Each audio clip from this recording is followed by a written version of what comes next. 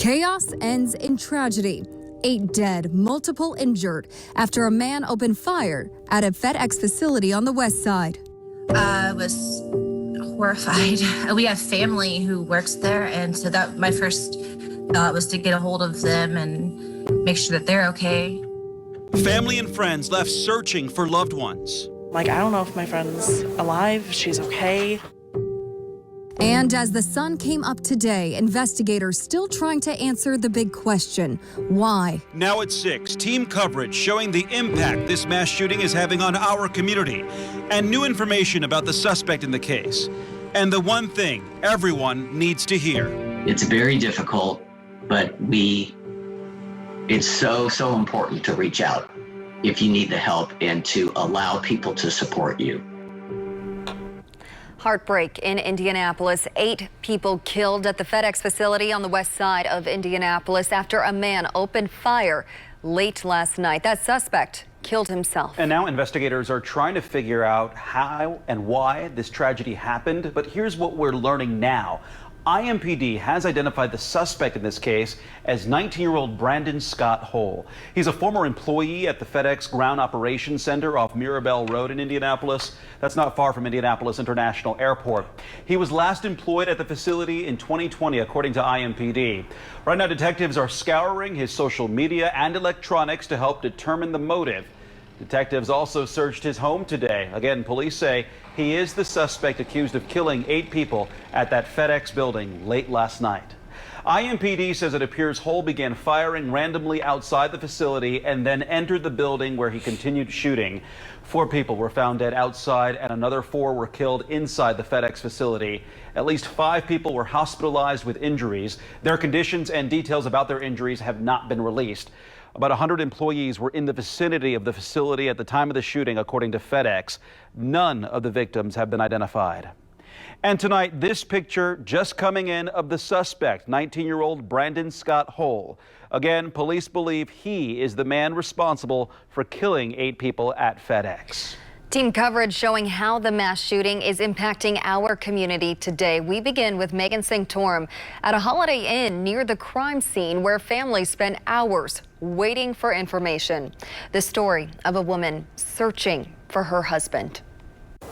It's been a very heavy and emotional day here at the Holiday Inn as families wait to hear if their loved ones are okay. Terrible.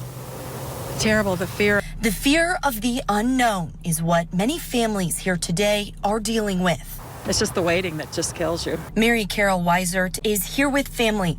She says her husband works for FedEx, and as of this afternoon, she still hadn't heard from him. I mean, at least we have each other, but when I was home by myself, before they came to get me, it was just, I didn't know how I was gonna, just so nervous and scared and everything. Weisert tells me her husband worked last night and was supposed to get off around 10 o'clock. She said they get their paychecks on Thursday, so she knew he was going to pick his up after his shift and maybe getting home a little late because of that. But as hours went by, she started to worry. To complicate things, employees at this FedEx facility are not allowed to bring cell phones inside to work. That's why so many families have been unable to contact their loved ones. I'm not really sure exactly what the situation was with the shooter or anything, but not knowing the story or what was behind it or anything. But my first thought was that this country really needs to pay a lot more strong attention to mental health issues that are going on, because there are a lot of people that are untreated, or maybe they're not getting the right type of treatment, and people are just dismissing it like it's nothing. And I think that we're really seeing a lot of this in the last decade, that it's unnecessary, it doesn't need to happen, but unfortunately people suffer and they don't know how to deal with it, so they act out inappropriately, and then things like this happen, and then we're all hurting. Hurting, frustrated, and just waiting for word their family member is okay. And it's scary, especially because you see it in other places and you think, gee, that's terrible. But when it happens in your own backyard, it seems a little closer to home. But it's one of the worst days for all of us. Megan Sanctorum, WRTV. Who in the world would do some stuff like that? I mean, there's enough shootings going on in this world, but we don't need this. For what? It don't make any sense. WRTV's Stephanie Wade brings us the stories of more families and the hell they've gone through over the past 19 or so hours.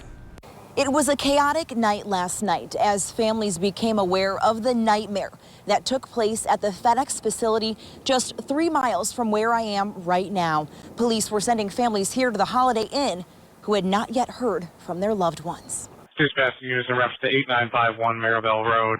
Be advised, another caller heard 10 shots from near the front of the entrance. Caller says possibly from inside. Several 911 calls detail this scene shortly after 11 p.m. And I have a female who's in a control room who advised the subjects are still shooting. She does not have a visual, but can hear the shot. This is awful. This is awful. Multiple people shot inside this FedEx facility. Additional callers stated there's possible person shot laying near security in the front entrance of the building. Just something in my gut told me something was wrong tonight. I just didn't know what. Families of the employees who work there rushing to this Holiday Inn. She was coming down the stairs. We got to go, we got to go, we got to go, we got to go. It's just been crazy, hectic. No one knows anything. Worried, sick, just waiting to hear if their loved one was alive. I just hope to God he okay. It's very scary. I ended up, calling or sending a message to my boss. I'm like, I don't know if my friend's alive. She's okay. An employee who was working in a different area when the shooting happened told us that basically the highways are closed off and we just had to stay inside. Having to hide in a break room, he says. It's nerve-wracking, were they going to come to our job or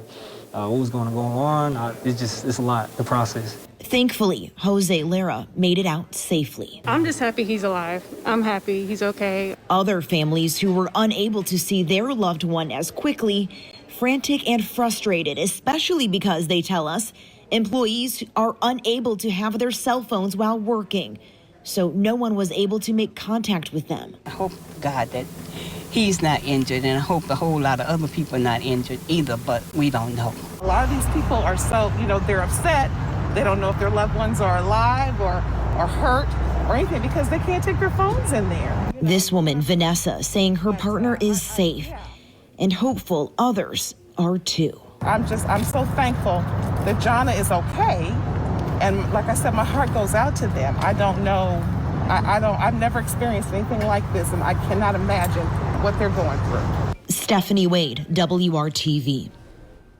FedEx has issued the following statement to ABC News confirming that some areas of the FedEx ground field operations facilities restrict cell phone access, saying, quote, to minimize potential distractions around package sortation equipment and dock operations, cell phone access within certain areas of FedEx ground field operations is limited to authorized team members, end quote. And we have learned that sick community members are among those who were killed and injured during last night's shooting. A member of their community was praying for the families who were still waiting to hear about their loved ones. As just a community member, I can't imagine, what the real families who are waiting inside, what they're going through. Because they have sent their folks for work. It's just, our heart goes to them. And really, I really can't explain in my own words what they're going through. So it's going to be a long process.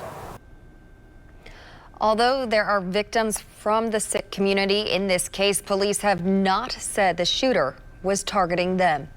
I want to give you a live look right now from our WRTV Skycam at the FedEx building on Mirabel Road. Again, that's on the west side near the airport.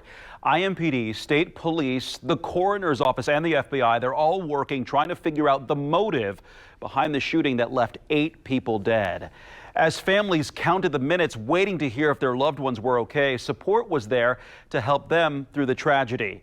Our Alyssa Donovan is live at the FedEx facility telling us about the group committed to being a presence of comfort through the hardest moments of people's lives. And there was a big call out for them too, Alyssa. That's right, Mark. And as you said, I am still here at the facility right now. It is an active scene. Police are continuing to investigate this shooting where 8 people were killed on the southwest side of Indianapolis. We do know that the coroner is on scene. They allowed that person on site around 1:30 this afternoon to help with the identification of these victims. We don't know their names yet, and they are working to contact families as well. Police do tell us they believe all the survivors from this incident have been reunited with their families at this time, but we spoke with a chaplain who was there waiting with their families. He described it as heartbreaking. It is, hard to see parents and loved ones and family members and friends crying because the unknown. IMPD staff chaplain Orlando Jordan Jr., one of 5 chaplains comforting families at a nearby hotel as they waited to learn more details about the shooting and connect with their loved ones. We've been with families all night, all morning, as they have come and in need for information, as they've come and been in need for comfort and prayer. People waiting for hours as police continued to conduct their investigation. The coroner's office allowed on scene around 1:30 this afternoon to start the process of identifying the victims. The officers first to arrive at the facility after the shooting, walking into a horrific scene. Our IMPD officers went towards danger, as they typically do. And when they arrived on the scene, they found something that really no one should see. Those officers also on Chaplain Jordan's list of people to check in on. We have made sure we reach out to officers and make sure that those that have been on scene, that we're reaching out to them and making sure that they're doing okay as well. Jordan is no stranger to tragedy. This is his job, comforting families impacted by violence. An Indy native, he never expected to be comforting families after a mass shooting like this. And everyone takes on the thought process that it'll never be their city, it'll never be their town. And then when it happens, it's kind of shell-shocking. And the coroner's office tell us they are going to continue working to identify those 8 victims of this shooting here in Indianapolis. They also said they'll be bringing in extra staff to move that along more quickly. They hope to have those identifications completed in the next 48 to 72 hours. Reporting live, I'm Alyssa Donovan, WRTV. And we are glad they were there. Thank you, Alyssa. For some additional perspective now, last night's mass shooting at the FedEx facility is the 3rd mass shooting in Indianapolis in 2021, and we're not even 4 full months into the year. And as a point of reference, a mass shooting is defined as 4 or more people killed in a single event. Back on January 24th, 5 people were killed in a shooting on the 3500 block of Adams Street on the northeast side, not far from East 38th Street. Then a little more than a month ago, on March 13th, 4 people were killed in the 300 block of North Randolph Street. That's on the east side. And then last night, as we've reported extensively, a man went to the FedEx warehouse on Mirabel Road, that's on the west side, and killed 8 people. You start thinking about what is going on in these people's lives to make them want to do this. And so for me, it goes back to the mental health. As news continues to develop connected to the mass shooting at FedEx, we are checking in with members of our community tonight. After 3 mass shootings in Indianapolis this year, we want to know how people are feeling, where they are mentally, and what help is available for those having a tough time. WRTV's Nicole Griffin continues our team coverage tonight.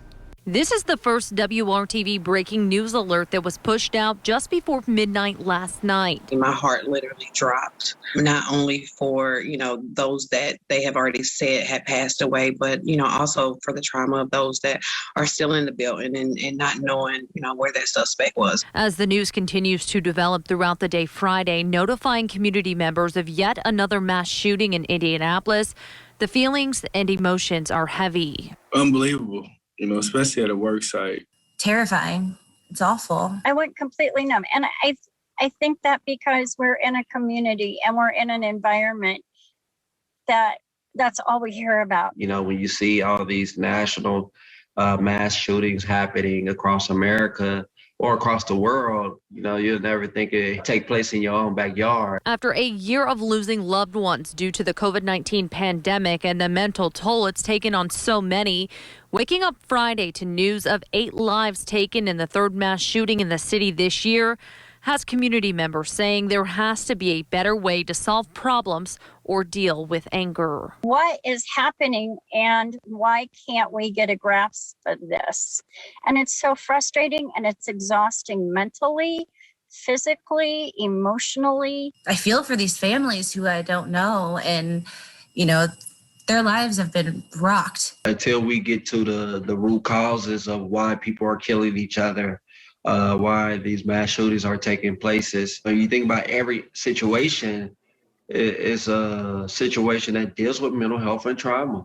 As the pandemic continues, Community Health Network's Behavioral Health Unit is seeing a record number of people seeking mental health and addiction services, the highest number since the mental health service line started in the 70s. This is not the time to be shy about two things. One, asking for help or telling someone that you have a concern about them.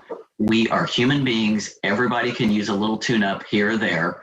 And it's okay. It doesn't mean you're weak. On a day when emotions are hard to handle and the entire community is in pain, there is hope for these community members I spoke with that we can all come together. Let's just learn how to communicate. I know it ain't gonna happen overnight, but some of these little problems that's been had, it can be solved by a my fault, yes sir, or no ma'am. It's tragic, and I don't think one organization or one mental institution can help bring these numbers down that we're seeing here in Indianapolis. It's going to be a together thing. Working for you in Indianapolis, Nicole Griffin, WRTV.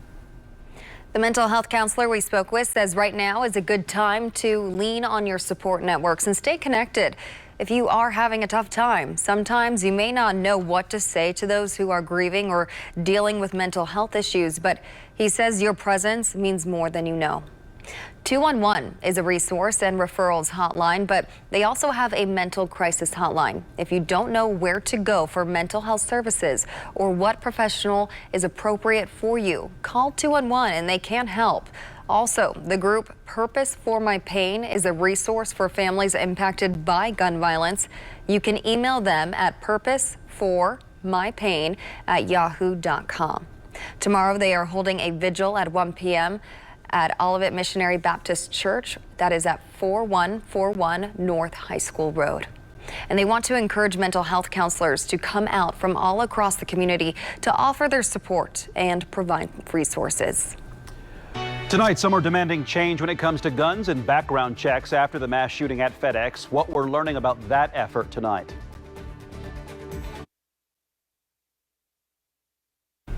The mass shooting that left 8 people dead is prompting renewed calls for change at a state and national level when it comes to background checks and guns. WRTV Investigates' Kara Kenny joins us now with the effort underway. Just this week, Mayor Joe Hogsett and 150 other mayors sent this letter to the U.S. Senate urging them to take action on gun violence prevention. After what happened at FedEx, this conversation is now at the forefront.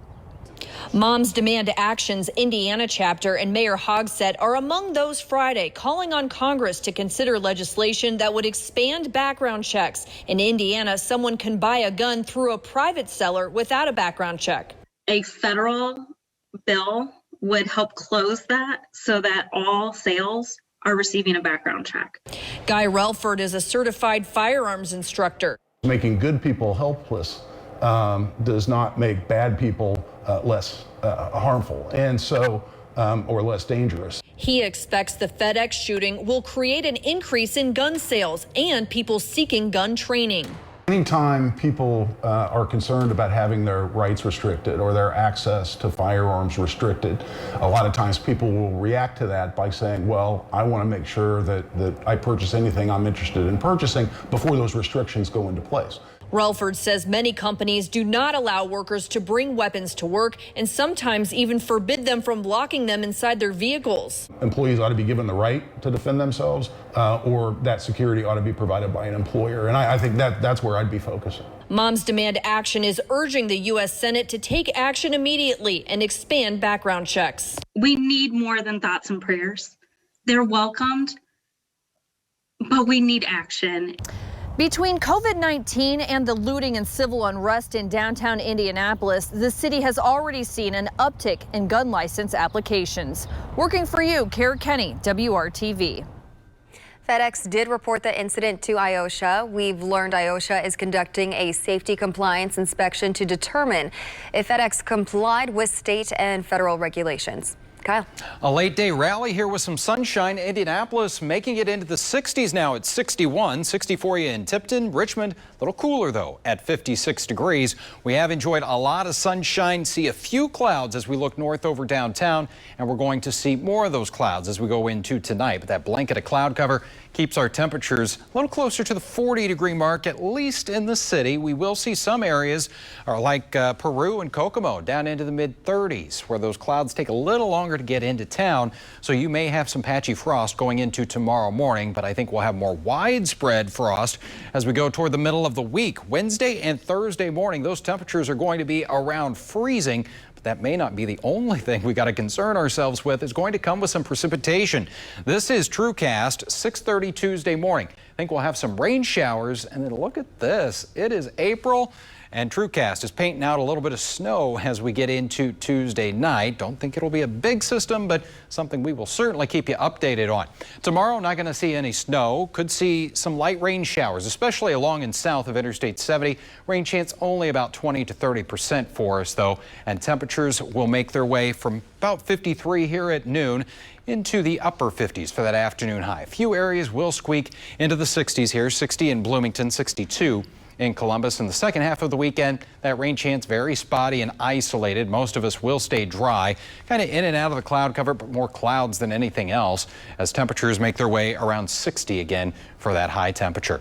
Put it all together now for you in that extended forecast. Temperatures looking the best as we get to Monday. That's really going to be the pick of the 7-day forecast at 65, because we talked about those changes that are coming a little later in the week. Some rain showers, maybe some snowflakes there on Tuesday, 58, and temperatures may not get out of the 40s by Wednesday. We'll be right back here on the news at 6. I want to thank you for joining us for WRTV News at 6. Our coverage continues online 24/7 at WRTV.com. And we'll be back for the news at 7.